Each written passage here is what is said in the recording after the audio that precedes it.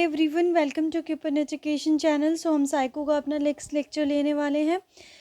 ये है तो एक छोटा सा टॉपिक है, बट इसमें से क्वेश्चंस आप लगा के चलो, कई बार 3-4 मार्क्स के क्वेश्चंस बन जाते हैं। मतलब इसमें है साइकोलॉजीज में यूज़ होने वाली टर्म्स कौन कौन सी है, व्हाट इज़ साइकोलॉजी, साइकोलॉजी किन वर्ड से मिलके बनी है, साइकोलॉजी को कौन कौन सी साइंस बोला जाता है, कैसे कैसे हिस्ट्री से साइकोलॉजी की जो एक्चुअल डेफिनेशन है वो लेके आए हैं हम। ठीक है, उसके बाद अलग अलग जो साइकोलॉजी के स्कूल है उनके फादर कौन से हैं, उसके ऊपर ये क्वेश्चंस उसके ऊपर ये जो आज का आपका लेक्चर है। तो यहाँ से आप मान के चलो, इस जो ये लेक्चर है आपको 1 या 2 क्वेश्चन पक्का देखने को मिलेगा ही मिलेगा इस लेक्चर्स में से। तो बहुत ही इंपॉर्टेंट है इसमें ज़्यादा कुछ नहीं है, बट क्वेश्चंस आपको 1 या 2 हमेशा यहाँ से देखने को मिलेंगे। 1 तो मिलेगा ही मिलेगा, बाकी 2 भी बन सकते हैं कई बार। ठीक है, अभी जो आपका रीसेंट पेपर हुआ है 24 का जून में, तो नॉन मेडिकल की बात करें हम, तो नॉन मेडिकल वालों को ये क्वेश्चन आया था कि जो साइकोलॉजी वर्ड है वो किन 2 वर्ड से मिलकर बना है, साइक और लॉगस से। ठीक है, और ये कैसे वर्ड्स है, ये ग्रीक वर्ड्स है। साइक प्लस लॉगस ग्रीक वर्ड से, जिसमें साइक का मतलब होता है साउल और लॉगस का मतलब होता है स्टडी। तो उस टाइम इसका क्या मतलब बनाया गया था साइकोलॉजी का, कि साइकोलॉजी इज़ अ स्टडी, या फिर हम बोल सकते हैं साइंस ऑफ साउल। ठीक है, पहले फर्स्ट स्टेज पर साइंस ऑफ अ साउल तो किसने बोला था, एरिस्टोटले एंड प्लेटो ने। तो ये भी क्वेश्चन आया हुआ है कि किसने बोला था psychology is a science of a mind, के ऊपर आया हुआ, विलियम जेम्स ने बोला था। उसके बाद थर्ड स्टेज पे आया साइंस ऑफ कॉन्शियसनेस, जो कि जेम्स लफी ने बोला था। एट लास्ट में जाके आया it is the science of behaviour, कि जो हमारे पास साइकोलॉजी होती है ये हमारे पास क्या है, मनोविज्ञान है, जो आपका ये व्यवहार का क्या है, एक तरह से विज्ञान है, साइंस ऑफ बिहेवियर, जो कि बोला था MC डगल ने। तो यहाँ से भी क्वेश्चन बनते हैं। उसके बाद अगर हम बात करें तो psychology is a social science, तो it is also your previous year question. Psychology is applied science, ये भी आपका प्रीवियस ईयर क्वेश्चन है। ठीक है, तो इट इज़ इम्पॉर्टेंस है ये टर्म, इनको नोट डाउन करना है आपने। ठीक है, साइकोलॉजी सोशल साइंस होने के साथ साथ कौन सी साइंस है, अप्लाइड साइंस है। 2 वर्ड से मिल के बनी है, साइक और लॉगस। साइक का मतलब होता है साउल और लॉगस का मतलब होता है स्टडी। तो 4 स्टेजेस में डिवाइड करा गया है। First is science of Saul, जो कि एरिस्टोटले और प्लेटो ने बताया था। उसके बाद science of mind William James ने, साइंस ऑफ कॉन्शियसनेस जेम्स लफी ने, और science of behaviour at last MC डगल ने। ठीक है, उसके बाद फिर हमारे पास आए थे स्कूल ऑफ। अब हम देखेंगे अपने डिफरेंट स्कूल्स के बारे में। ठीक है, कि साइकोलॉजी के जो डिफरेंट स्कूल्स हैं वो कौन कौन से हैं और उसके फादर कौन कौन से हैं। सबसे पहले बात करें हम, वो है स्ट्रक्चरलिज्म के। ठीक है, इसके ऊपर बहुत ज़्यादा क्वेश्चंस आए हुए हैं स्ट्रक्चरलिज्म में। ये जो मैंने तीनों लिखे हुए हैं, तीनों ही आपके प्रीवियस ईयर क्वेश्चन हैं। व्हाट, फादर ऑफ साइकोलॉजी, मनोविज्ञान के जनक किसको बोला जाता है, विलियम वुंडेट को। किसको बोला जाता है, विलियम वुंडेट को। आजकल क्वेश्चन ये भी देखने को मिल रहा है कि फादर ऑफ मॉडर्न साइकोलॉजी किसको बोला जाता है। तो चाहे आपके पास मॉडर्न साइकोलॉजी हो या फिर सिंपल साइकोलॉजी हो, विलियम वुंडेट ही उसके फादर हैं। कई जगह ये देखने को मिला है कि जो सिगमंड फ्रॉइड है वो भी बोलते हैं कि सिगमंड फ्रॉइड जो है मॉडर्न साइकोलॉजी के फादर हैं, बट जो आपकी आंसर की आती है उसमें विलियम जेम्स ही आंसर किया होता है। ठीक है, तो मॉडर्न साइकोलॉजी हो विलियम वुंडेट ही उसके फादर हैं। नेक्स्ट क्वेश्चन है, established first lab of psychology. William Wundt ने ही जो साइकोलॉजी की फर्स्ट लैब है वो इस्टेब्लिश्ड करी थी। कहाँ पे, लिप्जिग में, जर्मनी में, इन 1879। इसके ऊपर भी क्वेश्चन बनता है कहाँ पे करी थी और कौन से ईयर में करी थी, लिप्जिग जर्मनी में 1879 में।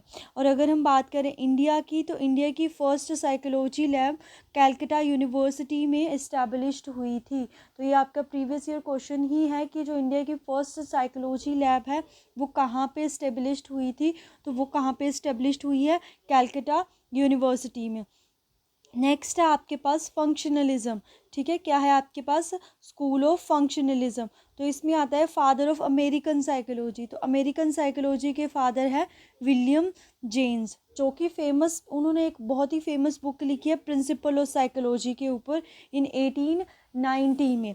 ठीक है। तो क्वेश्चन फ्रेम होगा प्रिंसिपल ऑफ साइकोलॉजी जो बुक है किसने लिखी है, विलियम जेम्स ने लिखी है। कब लिखी है, 1890 में। ठीक है। नेक्स्ट है साइको एनालिसिस। तो ये जो साइको एनालिसिस है ये तो HP टेट वालों का फेवरेट क्वेश्चन है ये। ठीक है। मतलब चाहे आप अगर नॉन मेडिकल में नहीं आया मेडिकल में डाल देंगे, मेडिकल में नहीं आया आर्ट्स में डाल देंगे, यहाँ से क्वेश्चन फ्रेम होता ही होता है। साइको एनालिसिस मनोविश्लेषणवाद के फादर। तो इसके ऊपर हमने थ्योरी पूरी डिटेल में कर ली है, पूरी डिटेल में जो थ्योरी है वो कर ली है। सो फादर ऑफ साइको एनालिसिस कौन बनते हैं आपके पास, सिगमंड फ्रॉइड। तो इनकी थ्योरी को डिटेल में देख लिया हमने with the handwritten notes. अगर आपने नहीं देखा है तो डिस्क्रिप्शन बॉक्स में मैं आपको उसका लिंक दे दूंगी, वहाँ से आप देख सकते हो। ठीक है। तो 3 स्टेट्स बोली थी, इड, ईगो, सुपर ईगो। तो कई बार क्वेश्चन ऐसे भी बन जाता है कि ऑप्शन है आपके पास ए इड, बी है आपका ईगो और सी है आपका सुपर ईगो। ठीक है। और डी दे दिया उसने आइडेंटिटी। तो इसमें कौन सी जो टर्म है मतलब ऑड वन है उसको आइडेंटिफाई करो। तो आइडेंटिटी ही, क्योंकि ये तो तीनों ही सिगमंड फ्रॉइड ने दी थी। तो ऐसे भी क्वेश्चन बनते हैं। और इन्होंने ही सिगमंड फ्रॉइड ने एक बुक लिखी थी एनालिसिस ऑफ ड्रीम्स के ऊपर, तो इसके ऊपर भी क्वेश्चन आया था। Is also talk about the Oedipus and Electra. तो ये ऑडिपसिस और इलेक्ट्रा का मतलब होता है कि जैसे हमारे पास जो डॉटर होती है ना, डॉटर वो अपने फादर से ज़्यादा रिलेटेड मतलब कि अटैच्ड होती है, और अगर हम सन की बात करें वो मदर से ज़्यादा अटैच्ड होती है। मतलब अपोजिट सेक्स के टुवर्ड्स क्या होते हैं, अट्रैक्ट होते हैं। तो अगर ये जो है कि डॉटर फादर की तरफ अट्रैक्ट होती है उसको इलेक्ट्रा बोला था, और सन मदर की तरफ अट्रैक्ट होती है उसको ऑडिपस बोला था। तो ये भी क्वेश्चन फ्रेम होता है कि ऑडिपस और इलेक्ट्रा वर्ड किसने दिए, इरोज और थैनाटोज। ठीक है। इरोज और थैनातोज, ये क्या थी हमारे पास मनोवृत्ति और मृत्यु वृत्ति ऐसे करके है ना हिंदी में। मतलब ये क्या है हमारे पास एक तरह से पॉजिटिव थी कि हमारे पास ये पॉजिटिव थॉट्स को रिप्रेजेंट करती है, ये हमारे पास बैड थॉट को, मतलब कि डेड इंस्टिंक्ट है ये। ठीक है। ये लाइफ इंस्टिंक्ट है आपके। ठीक है। लाइफ इंस्टिंक्ट और ये डेड इंस्टिंक्ट। उसके बाद आता है बिहेवियरिज्म। तो बिहेवियरिज्म को बोलते हैं हम व्यवहारवाद। सो फादर ऑफ बिहेवियरिज्म है हमारे पास JB Watson, very very important है। So he admitted as a study of psychology is a study of stimulus and response. So इन ऊपर हमने सारी थ्योरीज डिस्कस कर लिया अपनी। ऑपरेंट कंडीशनिंग किसने दी है, क्वेश्चन ऐसे पर आपका होगा, ऑपरेंट कंडीशनिंग किसने दी है, स्किनर ने। किसके ऊपर एक्सपेरिमेंट करा था, रैट। कैसे हमने याद करा हुआ है, ORS वर्ड से, O for operant, R for rat, S for Skinner.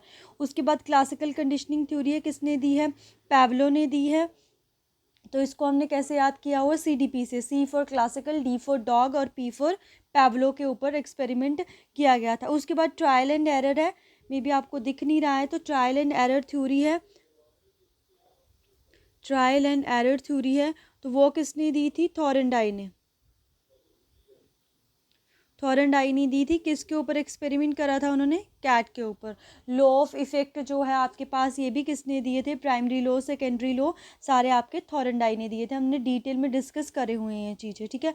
तो जो थॉरनडाई है उनको फादर ऑफ एजुकेशनल साइकोलॉजी बोला जाता है, क्योंकि उसने उन्होंने इफेक्ट लॉ दिए थे ना हमें, प्राइमरी और सेकेंडरी लॉ, तो उसमें एजुकेशन के साइकोलॉजी के बारे में ही बताया गया था, इसीलिए उनको फादर ऑफ एजुकेशन साइकोलॉजी भी बोला जाता है। ठीक है। उसके बाद आती है आपकी गेस्ट्रल साइकोलॉजी, जिसको भी हमने डिटेल में स्टडी कर लिया है। He said that assumption that whole is more important than the sum of its part, basic principle हो। तो ये क्वेश्चन बनता है कि जो ये गेस्ट्रल वर्ड है इसका मतलब क्या है, इसका मतलब वर्ड का मतलब है होल। क्या मतलब है, होल। फादर ऑफ गेस्ट्रल साइकोलॉजी किसको बोलते हैं, वर्दमियर को। पर इनके साथ काम भी करा था किसने, कोहलर, कोफ्ता एंड कर्ट लियन ने। तो कोहलर की थ्योरी हमने पढ़ी थी। ठीक है। मंकी के ऊपर जिन्होंने एक्सपेरिमेंट करा था, मंकी चिंपैंजी सॉरी, जिसका नाम था सुल्तान। तो इसके ऊपर भी कौन सी थ्योरी, तो वो इनसाइट लर्निंग थ्योरी। ठीक है। तो ये भी बहुत इंपॉर्टेंट थ्योरी है, तो हमने इसको भी डिस्कस कर लिया है। नेक्स्ट है कॉग्निटिव साइकोलॉजी। तो कॉग्निटिव का नाम सुनते ही आपके दिमाग में आते हैं जीन पियाजे। ठीक है। संज्ञानात्मक विकासात्मक जो थ्योरी दी थी सिद्धांत। 1960 Miller and Bruner established cognitive school. तो मिलर और ब्रूनर ने इस्टेब्लिश्ड किया है हमारा कॉग्निटिव स्कूल, तो थ्योरी ऑफ कॉग्निटिव डेवलपमेंट किसने दी है? जीन पियाजे ने। Information processing theory is product of cognitive psychology. तो अगर हम बात करें फादर ऑफ जेनेटिक एपिस्टेमोलॉजी, ये आपका प्रीवियस ईयर क्वेश्चन है, फादर ऑफ जेनेटिक एपिस्टेमोलॉजी कौन है? जीन पियाजे, ठीक है। उसके बाद है father of analytical psychology Karl जंग। उसके बाद आता है हमारे पास ह्यूमनिज्म, तो ह्यूमनिज्म के फादर कौन है? अब्राहम मैस्लो, जिन्होंने हायरार्की भी दी थी ऐसे करके, ठीक है, नीड्स के ऊपर, तो ये भी हम डिस्कस कर चुके हैं। उसके बाद है humanism third force of psychology, किसको थर्ड फोर्स बोला जाता है? और कार्ल रोजर्स है जो जिन्होंने दी थी थ्योरी ऑफ सेल्फ, ठीक है। ह्यूमनिज्म का मतलब है मानवतावाद, मानवतावाद। तो इसके फादर या जनक कौन है? अब्राहम मैस्लो, इसको थर्ड फोर्स बोला जाता है साइकोलॉजी की। और जो कार्ल रोजर्स है इन्होंने दी थी थ्योरी ऑफ सेल्फ, ठीक है। तो ये था हमारे पास इंपॉर्टेंट टर्म्स, इसमें बहुत ही इंपॉर्टेंट चीज़ें आपके, आप मान के चलो 1 या 2 क्वेश्चन यहाँ से ज़रूर आपका बनता ही बनता है, ठीक है। तो आई होप आपको वीडियो अच्छी लगी, तो चैनल को शेयर एंड सब्सक्राइब कीजिएगा। Thank you.